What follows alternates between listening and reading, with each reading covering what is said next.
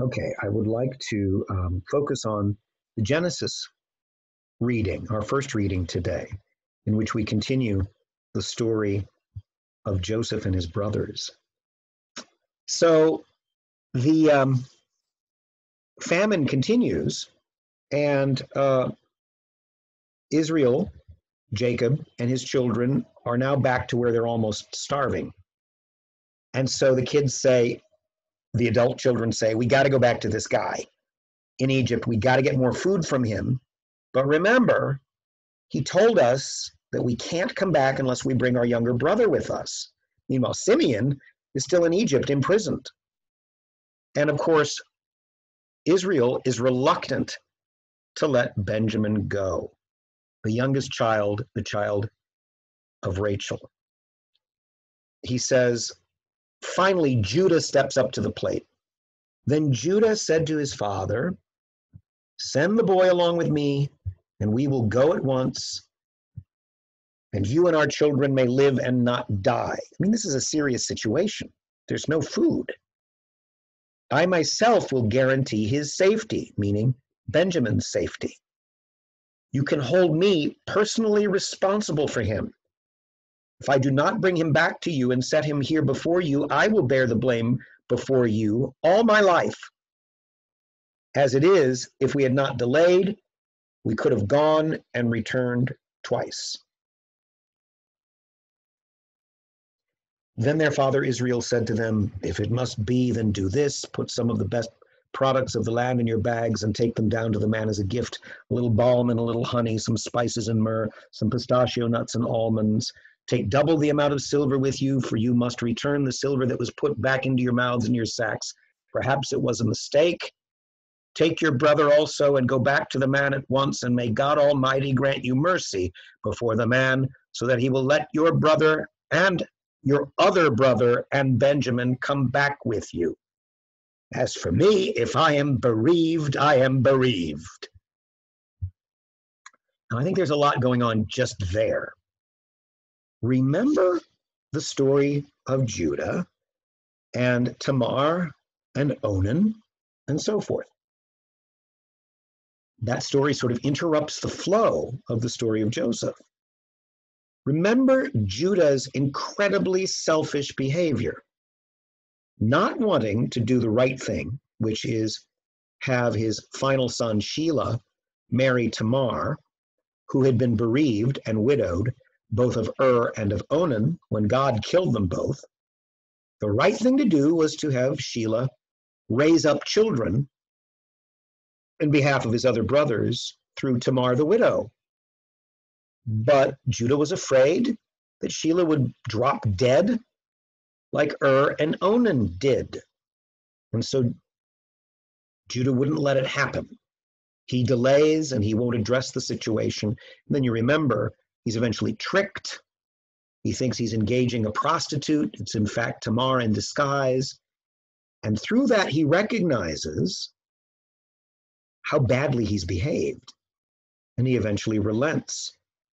Now, this Judah, who is these 12 sons of Israel become 12 tribes, and their tribes all have allotted territory in the promised land much later, several hundred years after this story.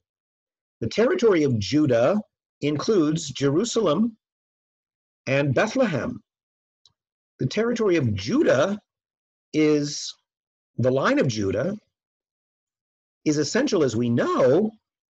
In fact, he is the direct ancestor, one of the many, of Jesus, at least of Joseph, Jesus' stepfather. So I think we're seeing a change of heart in Judah, the character. I think we're seeing that he recognizes that in order to be unselfish and to be righteous, you must be willing to put yourself at risk. In other words, there's a kind of self-sacrifice involved. An older translation is, I will go surety for Benjamin. I will put myself in his place. I will be willing, and we see this actually literally happen in the next chapter. I will be willing to guarantee him and to suffer whatever might come to him for his sake. This is a far cry from how Judah behaved during the Tamar story. We also see Israel, Jacob, not wanting to risk Benjamin. It's understandable.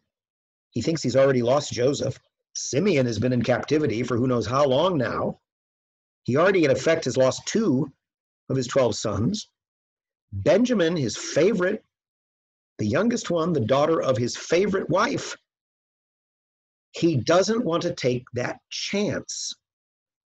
When we don't want to take the risk, and this is easier said than done, when we don't want to take the risk of doing the right thing because it involves a kind of sacrifice, self-sacrifice, or potential self-sacrifice. I tell a story in my book, An Actor Bows, Showbiz, God, and the Meaning of Life, about how, and I might have told this on a video before, when we started Theater of the Word, Father Fessio, who was down at Ave Maria College, wanted my opinion on a play that his favorite group of actors down there had put together on their own.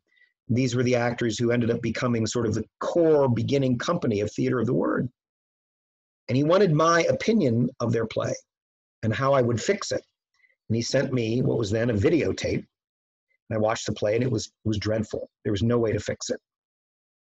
And I was afraid that if I were honest with Father Fessio and told him, I can't fix this thing, that he would never want to work with me again. It would hurt his feelings, because these were his favorite students who had produced this thing. But I knew that I had to take the risk. I had to say and do the right thing. Certainly I knew that because my wife told me I had to do that. This is why it's so important to have wives. And of course she was right. So I emailed him and I said, I'm sorry, Father Fessio, this play is beyond help. I know you want me to come down to Florida and help you with it and then form this theater company, but I certainly can't work with this material. You need to scrap it and start over. And I thought, that's it. I've sacrificed Benjamin. I've sacrificed Isaac. I've sacrificed whatever is dear to me. I had to do the right thing, but I'm going to pay the price. I have told this story before, but it doesn't hurt telling it again. And he wrote me back and he said, I agree. The play can't be fixed. Come on down anyway. And then he worked with me to help develop our touring company, Theater of the Word Incorporated. Now that's that's a minor sacrifice because it has to do with what I loved. Dramatic art, and sacrificing what I knew might be a potential major career move. But realizing I had to do it. We don't want to do that. We don't want our religion to be any more than skin deep. We would much rather be like Job's miserable comforters, thinking of rectitude and of God as fitting into certain pegs that we have pre-assigned, leaving God on a shelf most of the time, taking him down maybe for Mass on Sundays. We really don't want this to be, we don't want to have any sweat in the game. But that's what Israel is being called to. You have to risk the life of your favorite son to save everybody. They're all going to die if they don't get food from Egypt. But then Judah intercedes and says, I'll guarantee it. And Judah steps up to the plate. So they all go to Egypt. And then we have this wonderful story where we hear, one of the interesting things about the whole story of Joseph is the emotions and the characters involved. And we see Joseph hiding himself and weeping privately because he recognizes his blood brother, his whole brother. All the rest are half brothers. Benjamin is his whole brother. And he's so overwrought with emotion in seeing him after all these years that he weeps. And then he sits them all down. He has them all seated to serve them a feast. He serves Benjamin 5 times what the others get, but he seats them in birth order. Now, if he were just this character in Egypt, how on earth would he know the birth order of these brothers? If they've allowed Simeon out, apparently they have. There's 11 brothers there. At random, he couldn't assign their birth order. That would be 2 to the power of 11, I think, or 10. Randomly would be almost impossible. Is he a magician, the brothers must be thinking? Does he have special knowledge? They don't know. He knows their birth order. They're his brothers. So the story gets more and more interesting psychologically, but I think the point of it is both Israel and Judah have to do what they don't want to do, which is step up to the plate and be willing to sacrifice. This is a different kind of Judah than we saw in the story of Tamar. And even though Israel is Israel, and his name has been changed, and he is the great patriarch, he's still human, like we are still human. And he doesn't want to let go and have this be a painful experience. None of us wants to take up our cross, but they're being asked to. Well, we'll follow the story more tomorrow.